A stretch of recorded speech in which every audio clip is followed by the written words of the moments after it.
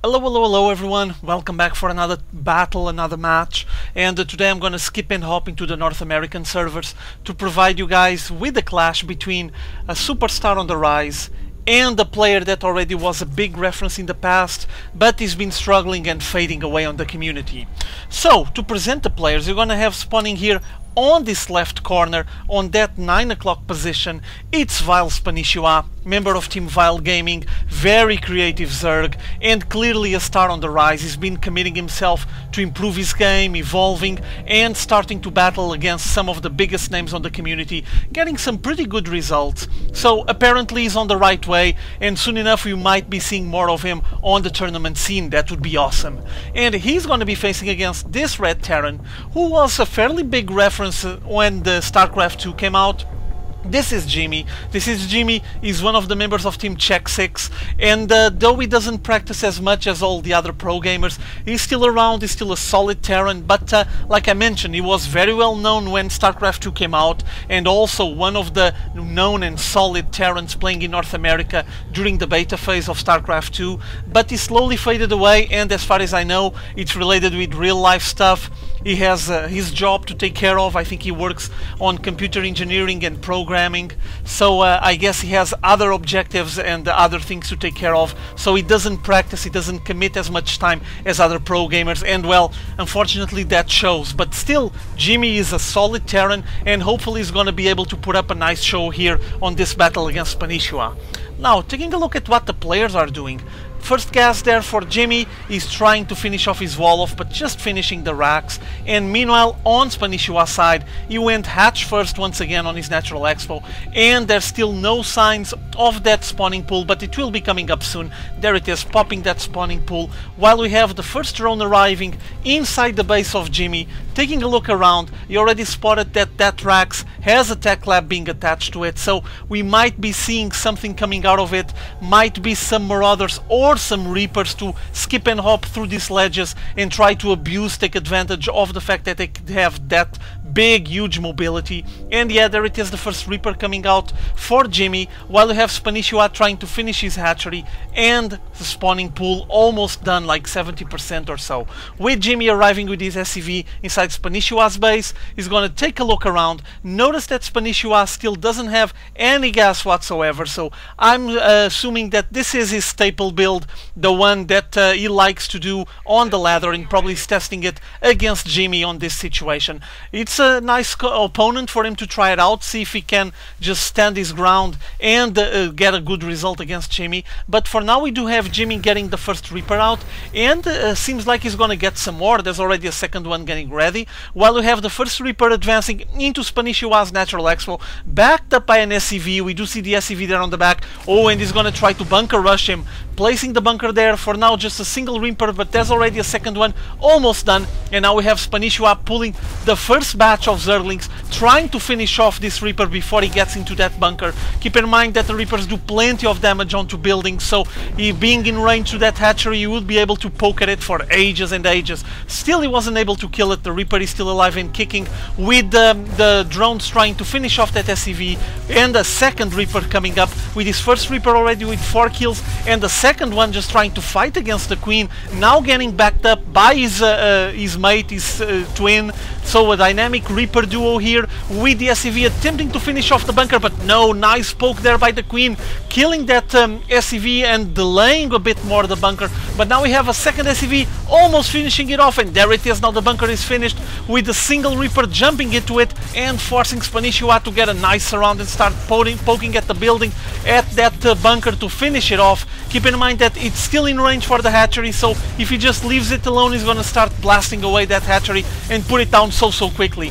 Now, interesting stuff. Jimmy is just going for more and more Reapers. I think he's gonna go for his 4th or 5th, and he already has 2 Reapers inside that bunker. Oh, even sending a mule to repair the bunker. Impressive here by Jimmy. He doesn't want to lose this 4th position, while he sends more and more Reapers. As you can see, there's 2 SCVs incoming there, with the 3rd Reaper ensuing, and nice transfuse trying to keep the Queen alive while it pokes at this bunker, but the bunker purely simply doesn't go down. First the mule was repairing it, now we have SCVs repairing it, and the third a third Reaper getting to the bunker. All of them shooting down Spanishiwa's queens, try to kill them off.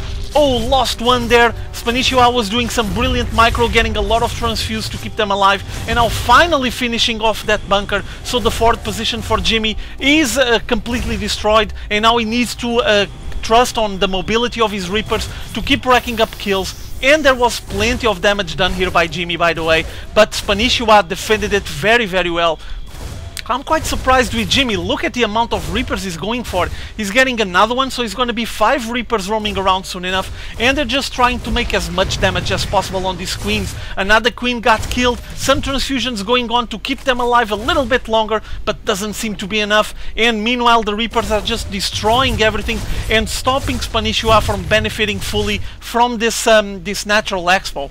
There's a spine crawler, so some static defenses getting established here, but oh, we had to cancel it. Yeah, though the damage from the charges from the Reapers is just way too much, and now forced once again to pull some drones out while he makes 2 more queens and gets some Zerglings. But there's so much harass here from ThisIsJimmy that Spanishiwa keeps focusing and trying to defend, but this is not easy, my friends. He's with his queens trying to maneuver them. Look at how fast the HP from the queens go down with this amount of Reapers going back and forth, but Spanishiwa keeps putting more and more queens out and try to just micro them with some awesome transfuse action to keep them alive just a little bit longer, long enough to finish off this harass that has been constant since the first minutes of this game, and we're already on the 9th minute. So Jimmy just committed to a lot of aggression here, non-stop harass, with Spanishiwa having to micro and at the same time keep his defense up and running. More queens coming out, also the lair tech getting established here on the natural expo is gonna get it up there, and getting the Zergling speed finally that might be helpful to finish off those Reapers that keep going back and forth on the front of his natural expo. More transfusions incoming, and Spanishiwa defending this brilliantly. Very well defended. Everything is still rolling inside his base, as you can see. We have 2 evo chambers now coming down, so he can take care of his upgrades as fast as possible. And meanwhile 4 queens just keeping all of these Reapers at bay, not allowing them to reach any of the mineral lines or start destroying any of the buildings. Now Jimmy trying to move here to the south, advancing straight into the main base this time, flanking the queens, and is gonna take scouting information and try to rack up some kills. But this Reaper group is starting to get really weak, low on the HP, and he decided to run away with the 3 remaining Reapers. Notice that Jimmy has been making Reapers for a long time. He still has 4 of them, and now taking a look at his base, looks like finally he's gonna transition. He had this orbital command done for a little while now. He's lifting it up and grabbing his second base. After that harass, he just gave up on it. Still, he was able to contain the movements from Spanishiwa for a long time. And meanwhile, we have a lot of racks, all of them with the reactors, and now getting some factories running as well. Tech Labs getting siege tanks, and this one is going to be making siege tanks. So I think you're going to transition into the staple build from Terran players, staple unit composition, meaning siege tanks and marines. And now all of those Reapers were trying to harass once more, but very well defended here by Spanishiwa, flanking with the Zerglings and all of his queens, staying here on the top of the ledge, waiting for the Reapers to jump up and just destroy them all. Brilliant play by Spanishiwa, at the same time grabbing his third, so he's still focused on his economy. He knows that he needs to keep going if he wants to thrive and keeps building a massive army on this matchup, while he sends a massive wave of Zerglings towards his opponent's natural expo. But there's enough defenses here, forcing Spanishiwa to pull back once more. And now taking a look at his base, he's already going for the hive tech, so really quickly hive here.